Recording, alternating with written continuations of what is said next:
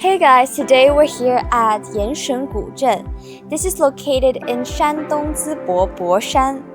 Before we go any deeper into exploring this place, I want to tell you a story about Yanshen.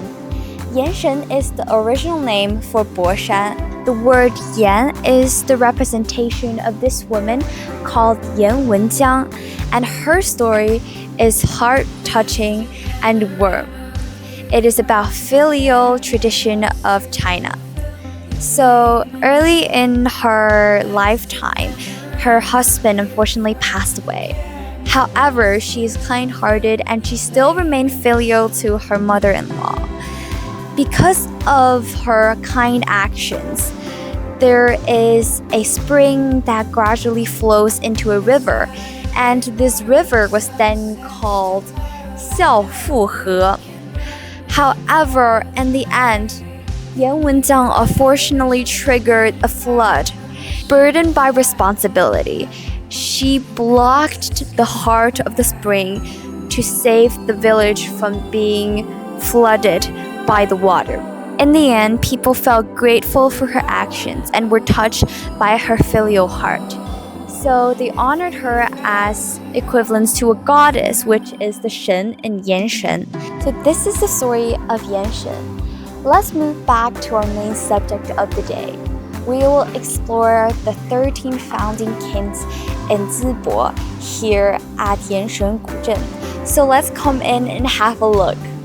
You can see these kind of walls all over this village, because before this place makes a lot of ceramic saggers, which are the molding tools of ceramics and pottery. So instead of just throwing them away, it is really clever that they engraved it into the wall and established this unique feature of this village. At the Boshan factory's productive peak, it is known as one of Asia's largest producers of daily use ceramics. So right here we are at the 5th workshop, which is used to produce saggers, like the molds of the ceramic rather than the daily ceramics itself. So by just walking around here and looking at this great remnant, I can still smell the rust coming from it and witness its past prosperity. We're here at the exact location of the 5th workshop. So before this kiln was established, a lot of the ceramics were handmade, and because they're made by craftsmen and fired collectively, so it would take a long time generally to make them. Some of the creations even take around 7 to 8 days to make.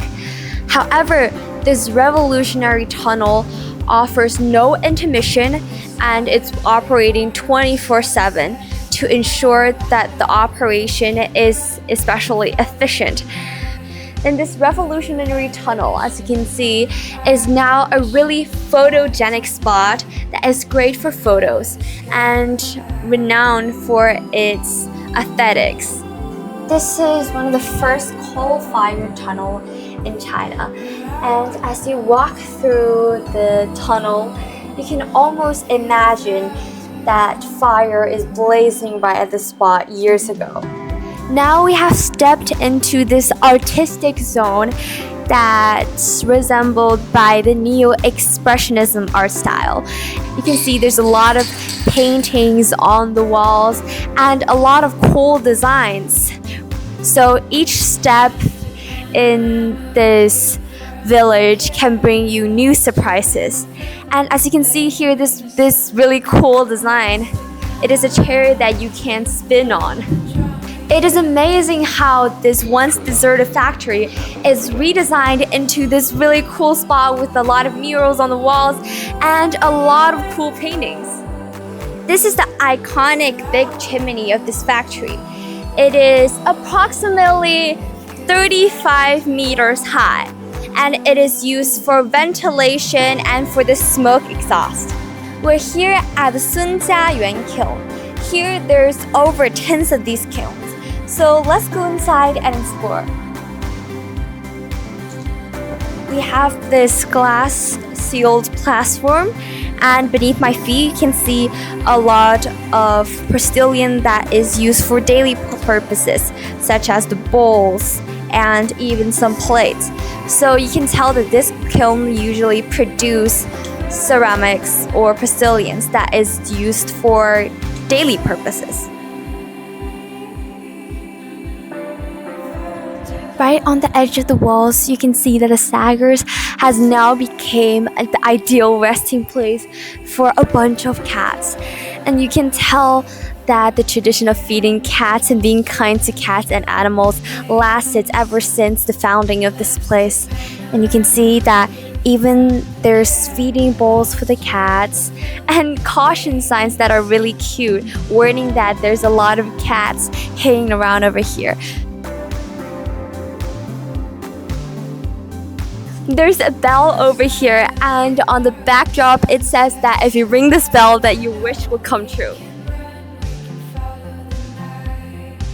There's a king right here, and next to this king is the temple of the king, and inside people who are working here would pray to the king god for blessings for health and prosperity.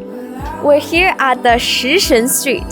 Right behind me on the wall it says 吃了博山饭围着天下转, which in English means that once you try the Boshan cuisine, you can handle all sorts of banquet all around the world. So one saying says that the Shandong cuisine finds its birthplace in Boshan, and the Shandong cuisine has a dominant place in the 8 major cuisines in China. This street is so artistic. It is like the scenery that you can only see in a painting.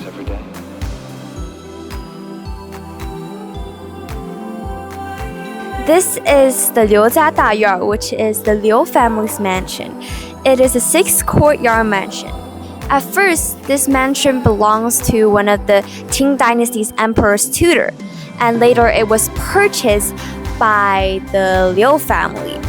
And the Liu family is different from the other families that produces ceramics because they don't produce ceramic itself. Instead, they traded with other merchants. Here we are at the Houjia Dayuan, which is the whole family's courtyard. Here they combined residential areas with craftsmen workshops. So they even have private kilns for making the ceramics. They don't do any trade. Instead, they're the ones who make these ceramics. And one of the renowned craftsmen in here rediscovered and revived the method of raindrop glaze technique. However, when the Japanese invaded here, under bribery and under coercion, the whole family refused to give the recipe to the Japanese people. And unfortunately, the Japanese army burned down their place. But luckily, the method was revived again when New China was established. Another big family here is the Feng family. The Feng family consists of merchants as well as officials. So this gave them a great opportunity to do a lot of business and trade. Here we can see as we walk on the streets, there are still a lot of hidden corners awaiting to be discovered. And this street, as well as this town, is a merge between cultural bridges built between the past and the present, with Ming and Qing designs as well as modern industrial styles. And these streets that we're walking on together weave a story about craftsmanship and inheritance. And that concludes our journey here at Yanshen Ancient Town. Hope you like my video. See you in the next video.